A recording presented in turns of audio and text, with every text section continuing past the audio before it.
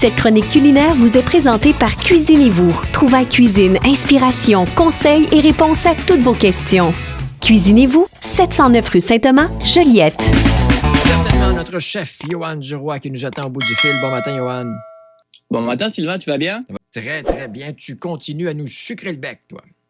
Ben, c'est le temps des sucres. Ouais, je sais pas si vous êtes procuré vos cannes de sirop d'érable, mais vous pouvez y aller. Ça coule dans les érablières. Donc, allez chercher votre sirop d'érable préféré. C'est le moment. Du beurre d'érable ce matin. Exactement. On va faire une recette de beurre d'érable super facile. Une recette traditionnelle. Donc, la base, le produit, tu vas connaître, la matière première, ça va être le sirop d'érable. Donc, la fameuse canne de 540 ml de sirop d'érable que l'on va porter à des températures, mais on va l'accompagner avec 3 cuillères à soupe de sirop de maïs.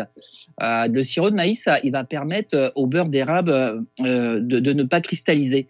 Donc, mais je te dirais que les puristes, eux, ils le font à l'ancienne, c'est-à-dire sans sirop de maïs, la canne de sirop d'érable, et puis hop, on en envoie.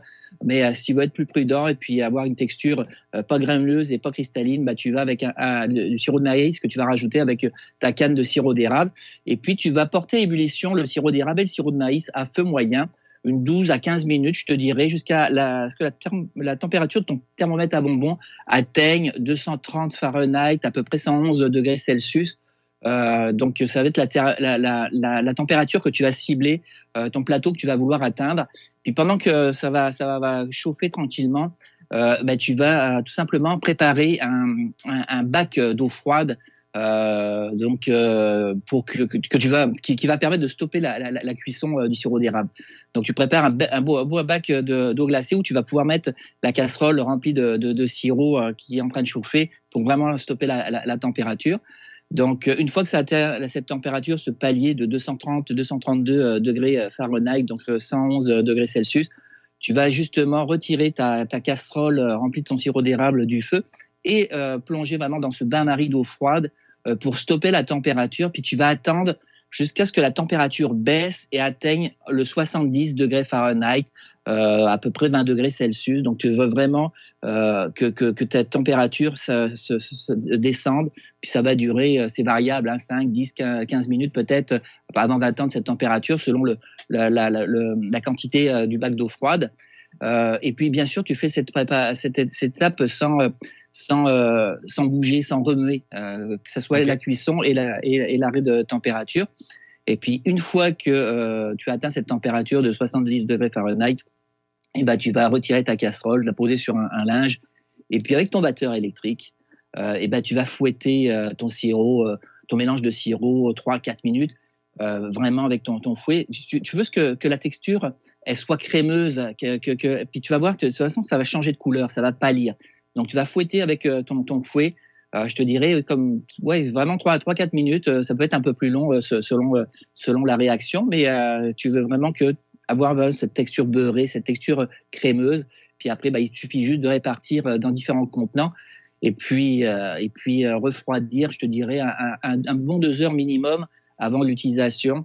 Donc, tu vas pouvoir, une fois que c'est bien refroidi, te faire des beaux toasts grillés dans ton grille-pain et puis mettre juste une petite cuillère de ce beurre d'érable maison dessus, puis avec un bon café, un bon thé, là tu t'envoies ça, ça te stimule les papilles et ça te fait du bien. Pour ne pas rater sa recette, il faut être bien équipé. J'imagine, je t'écoutais parler du thermomètre, ça nous en prend un bon?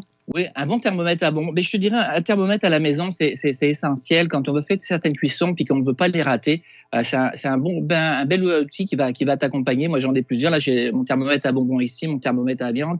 Tu as aussi avec l'apparition de la crise sanitaire, il y a les thermomètres laser aussi qui peuvent être intéressants aussi pour prendre les températures en surface. Quand on fait des cuissons, etc. Donc, tu as différents styles de thermomètres. Moi, j'en ai un comme ça. Là, je le montre à la caméra, le thermomètre à bonbons qui te permet vraiment d'aller chercher cette température de 232 Fahrenheit et puis 70 degrés Celsius, vraiment pour être synchronisé avec la réaction de la préparation pour pouvoir avoir vraiment la bonne texture. Donc, je vous invite à aller voir nos amis de chez Cuisinez-vous sur la rue Saint-Thomas, à 2 pas du studio du Haut. Vous allez pouvoir avoir toute l'équipe qui va pouvoir vous conseiller. Ils ont une belle variété de thermomètres pour tous les budgets. Puis aussi, T'en as des numériques, mais t'en as aussi des plus traditionnels à l'ancienne, etc., au mercure, etc. Donc, allez-y, puis prenez l'outil qui vous correspond, parce que c'est important, ça va être votre compagnon. Donc, prenez quelque chose que vous allez être confortable à utiliser pour pouvoir l'utiliser dès que vous en avez besoin. Le beurre d'érable, tu peux aussi le congeler, hein, quand tu en as trop, pour pas le gaspiller, tu peux le mettre au congélateur et puis le ressortir un petit peu plus tard, il n'y a pas de problème. Génial. Merci. Et puis, profitez, hein, il y a encore un petit peu de neige. Allez ramasser de la belle neige blanche là, dans un bac hermétique, et puis mettez-les au congélateur là, si vous avez l'occasion de faire un peu de tir d'érable un peu plus tard dans l'année là, ça peut être le fun de ressortir de la neige de son congélateur pour faire un peu de tir d'érable. Un petit conseil comme ça en passant. Bonne journée, mon cher.